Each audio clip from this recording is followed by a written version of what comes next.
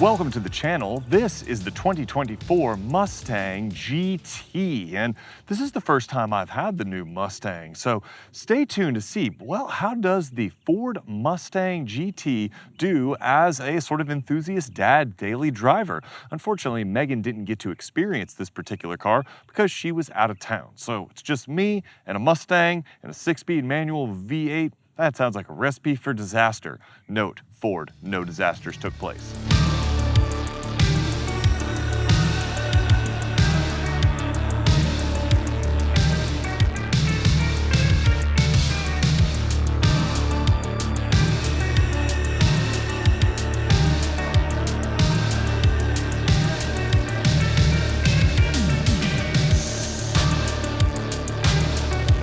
All right, let's start with an aspect of the Mustang that I found surprisingly satisfying, because when I saw pictures, and maybe some of you guys are the same way, I didn't think that the new Mustang looked very good in pictures, but in person, I actually kind of like it. I sort of like the pinched back end that, you know, was probably one of the worst parts about it in the pictures, and I actually think the front end looks pretty decent. Now, I know, does it look maybe in some ways more generic than it did before? Sure, absolutely, and I'll be the first to admit that I don't think the convertible form of this car is really doing it any favors. I don't think it looks super great here, and I don't think it looks super great in white. I'm not really sure why they do the press car as a white convertible, but the bronze accents that you can get with the performance pack, so this is the GT with the performance pack, and the bronze accents, especially these 19-inch wheels, along with the bronze GT on the back and the bronze Mustang symbol on the front, I actually really like that a lot. I think it looks really good, and I think if you spec this thing out as a coupe with the right color combination, especially with these bronze accents,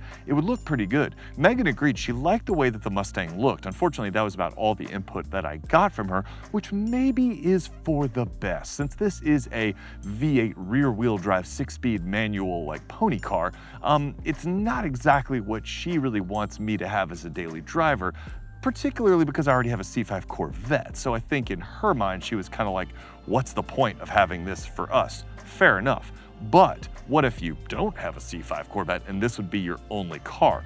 Well, let's talk about that V8 powertrain for a second. Okay, well, first things first, if this is a Mustang GT, that means it has the 5-liter Coyote V8, and this one absolutely does, along with a 6-speed manual, and we're gonna get more into that into the driving portion. But the Coyote V8 in this guys with the performance pack makes 486 horsepower and 418 pound-feet of torque, which is a healthy number. And that goes through a 6-speed manual transmission and a Torsen limited slip differential. Now this, because it has the performance pack upgrade, which is $5,000, and that is a lot of money. We're going to talk more about this in the summary portion because there is a certain value equation to discuss in terms of maybe a lack of value, but we'll get to that in a second. Now, because it has the performance pack, you get the strut brace, you have a beefier rear sway bar, and you also have the Pirelli P0 summer tires. So you have some meaningful upgrades. Now, do I necessarily think as an enthusiast you want all of those upgrades in your GT convertible? Maybe not, okay? As a convertible, this is definitely more of a see and be seen kind of car. It's more of a cruiser. However, looking at this as, you know, objectively, because this is the first of the new Mustangs that I've had, would I rather have some of these things? Absolutely. I mean, the performance pack kind of tightens everything up, and the handling, especially the ride quality, is quite good. So let's get into the driving portion and talk a little bit more about what this thing is like from behind the wheel, at least as best as we can with the sort of, you know, limitations of the convertible and the fact that in the week that I had it, we didn't go too crazy. I didn't take it up to the mountains like I did when I had the Mustang Mach 1. Go watch that review because that was tons of fun. But anyway, on to the driving portion so we can discuss the pros and maybe some of the cons of the Ford Mustang GT handling, as well as that aforementioned performance pack and the price that it extracts from your wallet. So I'm trying this review with the convertible top down. I don't know if I've done this since probably the last time I had the Mazda Miata, but because the interior of the Mustang in convertible form is a bit dark, I thought I'd give it a try. So Forgive the wind noise, but don't forgive the fantastic 5-liter Coyote V8 noise, because that sounds fantastic. We'll talk more about that in a second, but I know what you're thinking. If you're an enthusiast like me, you're probably like, this isn't necessarily the way that I would spec a Ford Mustang GT, right? Like, I'm not probably gonna get the convertible, you know, this isn't the way that I would want my Mustang to be outfitted if I were to get one. But let's talk about just the Mustang GT in general, especially as the purpose of this channel, as kind of a daily driver. Oh yeah, I'm gonna interrupt here real quick because I wanted to point something out about the brakes, okay? I just mentioned the brakes, and the brakes of the Performance Pack equipped Mustang are Brembos, and they're very powerful. But my buddy Bobby, who's forgotten more about cars than I'll ever know in my entire life, literally he is like a vehicle encyclopedia, okay? I just said something to him the other day about naturally aspirated gasoline V8 engines in big trucks versus diesel power plants, and he literally off the cuff delivered a treatise on the pros and cons of gasoline versus diesel powertrains without even hesitating. So the dude knows his stuff. I pulled up the other day, and one of the first things he noticed about the Mustang were the size of the rear brakes. And he was like, wow, that's really crazy, because the front Brembos are 6-piston front, like giant calipers, big rotors, like very powerful brakes. And he's like, you don't usually see brakes of this size on the rear. And I think that's noteworthy because one of the things that the Mustang GT and the Dark Horse and stuff have been praised pretty consistently for are their braking power and performance and consistency. And I found that interesting that Ford took the time to equip the Mustang GT with the Performance Pack, or the Dark Horse if you step up to the higher, performing models, with such powerful set of brakes. Now we didn't get to test that necessarily, but I did think it was worth pointing out. So I would imagine that up in the mountains where we like to go and drive these things sometimes, this thing is going to be not only a powerful performer when it comes to braking, but probably a consistent performer over time, and maybe last a little bit longer under hard braking than some of its lesser rear braked competitors, if that makes sense. So let's talk about each aspect of the driving experience here in this Mustang GT, starting with the engine. Obviously, the 5-liter Coyote V8 is pretty fantastic, okay? I'm a GM guy. I grew up like kind of a Corvette guy. I've got a C5 Corvette. I love LS engines. And the Coyote V8 definitely has a different character to it, right? Like, it's more of a revvy kind of engine. And at first, I didn't really get it. Pulling away from stoplights and stuff, I was like, wow, man, this thing has like 486 horsepower and it doesn't really feel like it. Where's all that low-end torque? But that's not necessarily the character of the Coyote V8. It's more of a rev-happy engine. And when you get into it and let it kind of breathe a little bit, that mid-range punch comes on, and I was like, okay, I kind of get it now. Now it makes more sense to me. And it's a much more satisfying kind of engine to drive if you're willing to rev it out. Now, in day-to-day driving, are you really gonna have the opportunity to just rev this thing out? All Mustang jokes aside, not really. But that still doesn't mean that it's not a very fun and also characterful engine. Like, the engine note that a Mustang has is kind of unique. The 5-liter Coyote has kind of a unique engine note, and it's a lot of fun, especially if I put it in track exhaust mode, which I'm not going to at the moment just because it's so loud, but we will in a second.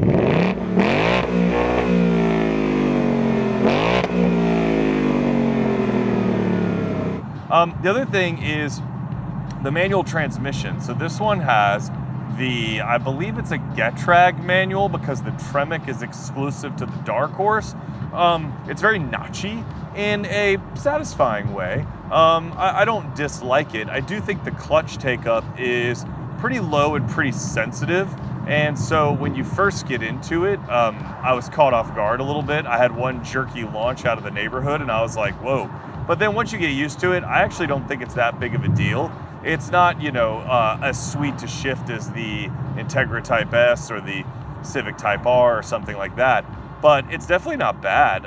If anything, it kind of fits the nature of the car. It feels sort of purposeful and substantial. And on that note, the rev matching in this thing is delightful. Say what you will about rev matching, okay? Say what you will about rev matching. Oh, I'm a track driver, I don't need rev matching. Whatever, I don't care. When you have a V8 like this with this kind of exhaust connected to it, the rev matching is so cool. It's totally welcome. I totally dig it. Whenever you downshift, you get that little burble, and it's just so satisfying. So I really appreciate it. It's really good too. It like really just spot on nails the revs that you're supposed to be at, and you just slide right into gear. It's really impressive. Now we're on a pretty terrible road by my house that I used to use a lot for like kind of to show the suspension of vehicles. And that brings me to this Mustang suspension, and it connects to the price that we're going to talk about later. This Mustang just has the regular suspension, does not have the magnetic dampers. As a convertible, it's better for it. It's a very comfortable ride. Is it sporty? Maybe not so much. That bump right there is pretty nasty, and this thing just sort of glides right over it. It's a surprisingly kind of compliant ride. That being said, in convertible form, you do feel vibrations through the structure. I mean, this is essentially the same platform as the last gen Mustang. So like, it's not a bank vault, okay, in terms of solidity. And I think having that softer suspension just feels more appropriate to the nature of the car. So I don't mind it, but I also don't feel like this thing is very sporty. This thing feels a lot more like a cruiser, right? Like I'm cruising around in it. Brake pedal feel is good. Throttle calibration is good.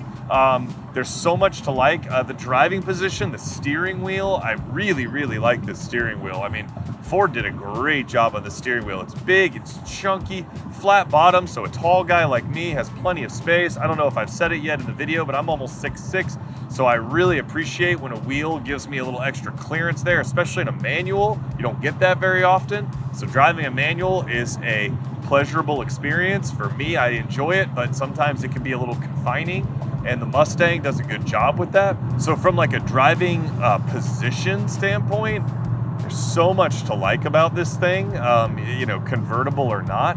So all of that stuff being said, brings me to the one kind of main criticism of this car. And if you've read up on the Mustang at all, you probably know where I'm going with this. The one kind of main criticism of the Mustang is the steering. Not that it's bad, but the steering lacks feel, and also the problem is it kind of lacks consistency. So when you are in a regular mode like this, it's pretty numb. But when you put it into sport mode, it gets almost overly sensitive off center.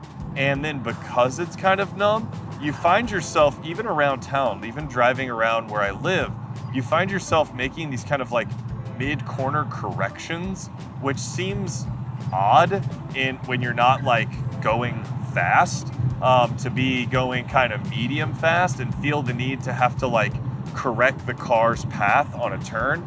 I don't love it. It definitely feels like kind of a negative on a vehicle that has this kind of fun of an engine, transmission. Just the overall experience of this vehicle is a lot of fun. And I hate that it has this thing, especially because the wheel is so satisfying. I hate that it has this kind of negative aspect to it that besmirches, like fancy word, besmirches the fun quotient of the driving experience. If this was a coupe and it was fully spec'd out for performance, I would be a little more disappointed in the steering, just because there's so much potential here. Like, the car feels good, the engine feels good, the transmission feels good, the brakes feel good, the steering wheel feels good, and having that lack of steering is a bit of a bummer.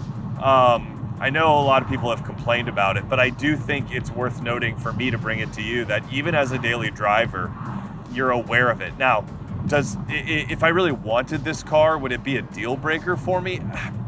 I don't think it would be a deal breaker for me, but if I was taking this car up to like the tail of the dragon or something, because I live in Atlanta, so I can drive up to the tail of the dragon. It's about 3 hours away. If I was going up to the tail of the dragon to like really get after it and have some fun, that road is really intense and really tight, really technical. It would make me a little nervous, honestly, because I don't feel like I have full faith or trust in the steering. So if you're looking at this review and you see a convertible Mustang GT and you're like, that looks like a fun daily driver, don't let it hold you back. But if you're looking at it like, I want this to be my daily driver, but also a really aggressive performance car, just know that the steering is a little off-putting at times. But that's about all I have to say. Now, one other thing I want to point out, and we'll talk about this more in the interior portion coming up. The screens in the interior, I don't mind them all that much. I do find them, as a tall person, it always cuts off part of the gauge cluster when you're tall, because the screen's just flat and it's kind of vertical. And I find that irritating on any car with a flat vertical screen. So just, know that. The other thing is, while this big, I think it's like 13-inch digital screen for the infotainment is great, the touch points on it are kind of tiny and like everything runs through it. So when you're driving, even as tall as I am with a long arm like mine reaching out to it, I find myself like searching to press stuff, and that's kind of annoying. But from behind the wheel, those are kind of the only livability, negatives on this car. But I think we should do a little bit of an example of what this exhaust really sounds like when you get after it. I like that even though this doesn't have the magnetic suspension, they still let you spec the full-on exhaust separately so that you can just be a total lunatic. But remember what I said about price? Yeah, there's a downside to that as well. This sort of a la carte optioning. Let's do a poll. This Coyote V8, man.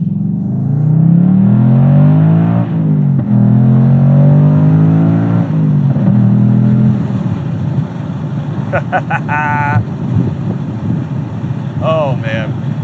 And however loud you think that is, however it's translating on the microphone, I can assure you in real life, it's even better. It's even better. Revving it out like that, that's a lot of fun. I'm not gonna lie, that's a lot of fun. Oh, I know Megan usually does sort of the interior space parts of the review, but since she didn't get to experience the Mustang this week, I was surprised by how capacious, a little vocab word for you, that the Mustang's trunk is, despite the fact that it is a convertible. Now, this review is compromised by the fact that we are dealing with a convertible Mustang GT, but if for some reason you have your heart set on a convertible, there is ample space in here. You could fit a couple carry-ons, my camera bag and my gear and stuff like that fits no problem. So as practical convertibles go, the Mustang GT in convertible well, I guess any Mustang. Why would it have to be the GT? Anyway, the Mustang in convertible form has plenty of space. Let's leave it at that. Now, if there's one area that I found the Mustang GT sort of surprisingly satisfying to live with on a daily basis, it's the interior. The interior is, well, first of all, as a tall guy, I'm almost 6'6", this interior is a very nice place to be in terms of size and space. These seats are very comfortable, actually. The Mustang seats, I gotta give them a shout out because I got all kinds of crazy scoliosis and they're very comfortable, good lumbar, like you get memory seats. This thing is pretty much fully loaded, so you get all the options. You get it's 13 or 14-inch infotainment display. I can't remember which one. I'll put it on screen because I'm stupid. And then like the 12-inch digital gauge cluster. The screens are beautiful. The resolution of the screens, the graphics and everything are beautiful. Do I necessarily agree with having screen everything? Not necessarily, but they make cool animations, like when you turn the car on and when you switch modes and all that kind of stuff. I'll put some of them on screen while I'm talking about it. So I appreciate that it looks premium. I think Ford does a great job with their screens, and Sync works very well, although it did drop Apple CarPlay inexplicably one time, but I'm not gonna hold it against it. I'm just not sure that having everything in the screen is the way to go, especially because, like I said, in the driving portion, I'm a tall person and I can reach it very easily, but I constantly was kind of missing what I was reaching for, and that's a problem. Now, because it's fully loaded, you do get heated and cooled seats, you get a heated steering wheel, you get radar cruise, you get all of the options. And because it has the performance pack, I can switch between all the different modes. The only one I can't switch between is the magnetic ride control because it doesn't have the magnetic ride control. That's an a la carte option, which I kind of think is dumb. If you get the performance pack, why can't you get the magnetic ride control? But whatever. But like, and the other thing, oh, and this electronic kind of fake parking brake, you know, for like drift mode, I'm not 100% sold on that, but I haven't used it, so I'm not gonna complain about it. But I mean, in terms of functionality and everything, it's really great. In terms of space, it's really great. You can see as a tall person, I have plenty of space, like I was showing you in the driving portion. The materials are fine, okay? You're paying for the engine, you're paying for the powertrain, you're paying for all the Mustang theater. So the materials are fine, I think, in my opinion. They're acceptable. Yes, at this car's as-tested price, which we're gonna talk about at the end, it could be a hard pill to swallow. I don't really have a problem with it though, because you get all the other stuff and you get that Mustang experience. Now, the convertible, let me talk for just 2 seconds about that because this is a convertible and I don't want to pretend that it's not one while we talk about the Mustang GT. It's not a huge deal. It operates electronically with a switch up here and you've got a manual kind of latch for it. I don't mind that at all. When the convertible top is up, I have plenty of space. It's not a space issue. I'm just doing the whole review with it down for lighting purposes because it's midday. But the convertible's fine. It is not the quietest convertible in the world, but then again, I don't really think any convertible is. You got to get up near $100,000 for like a Lexus LC or something like that before you can, you know, talk about how quiet the interior of a convertible is. So as a place to sit, I love this steering wheel. I just have to say it again. I know we talked about it in the driving portion, but like this steering wheel is just phenomenal. I mean, there are some things that Ford is doing a really, really good job of right now. And screens and resolution, technology, maybe not, you know, putting everything into the screen. It's like all the time. But like this steering wheel and sort of the vibe. One thing before I go, well, before I leave the interior, I do think the seating position is a little high. Maybe it's because I'm tall, but I would very much like the seat to go down and it's down as low as it will go. I just feel like as a taller person, I would rather sit a little bit lower in the car. And maybe it's just me. If you're another tall person out there and you have a Mustang, let me know if you notice that as well. Also, I know in our family reviews, we usually talk about interior space and back seat and all that kind of stuff.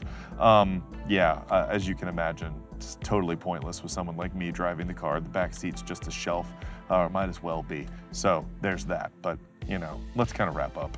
So should you buy the 2024 Ford Mustang GT, especially in convertible form? Well, here's the thing, okay? This car is an absolute riot to drive. If you have your heart set on a Mustang, well, by all means, get the Mustang, okay?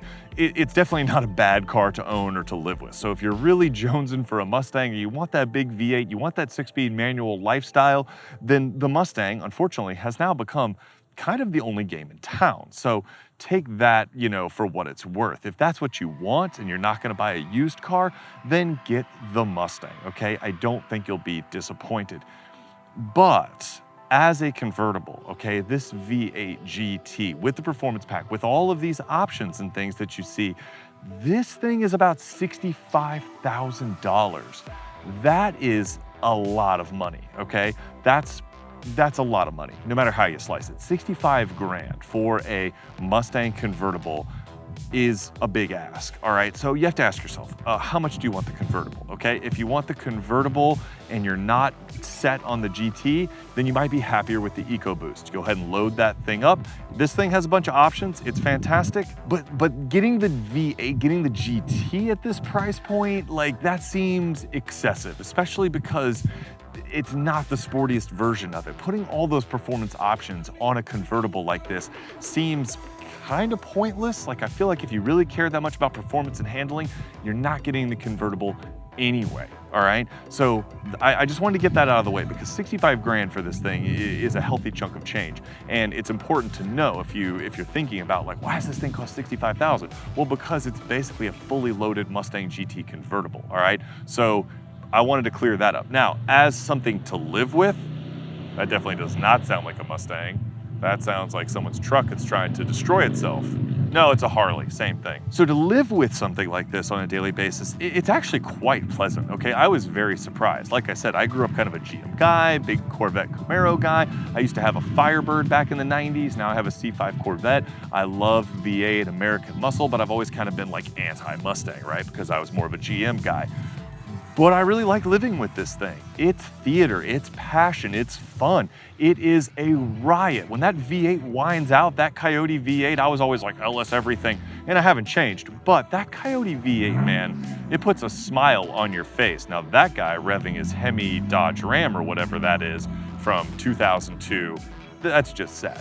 But that Coyote V8 puts a smile on your face, it makes you happy. Rowing the 6-speed is a pleasurable experience. So all in all, to live with, if this is what you want, you won't be disappointed. So I hope you found that somewhat useful. I can't say that one of these would end up in our driveway because I don't think I could convince Megan. She just doesn't really see the point since we have a C5 Corvette in the garage.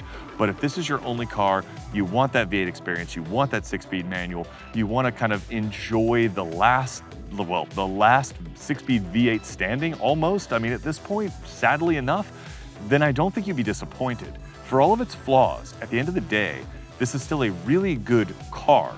And even as a Mustang, maybe it's the best daily use, daily driving Mustang, but you won't be disappointed owning it. I can assure you of that. And if you're a Mustang fan, give it a try. I think you'll like what you find because this thing makes me, a GM guy, kind of go, I get it. I really do. All right? Let me know what you guys think in the comments. If you liked it, like. If you want to subscribe, subscribe. I hope you do, and I'll see you in the next review, of course. Oh, and Megan will probably be back too.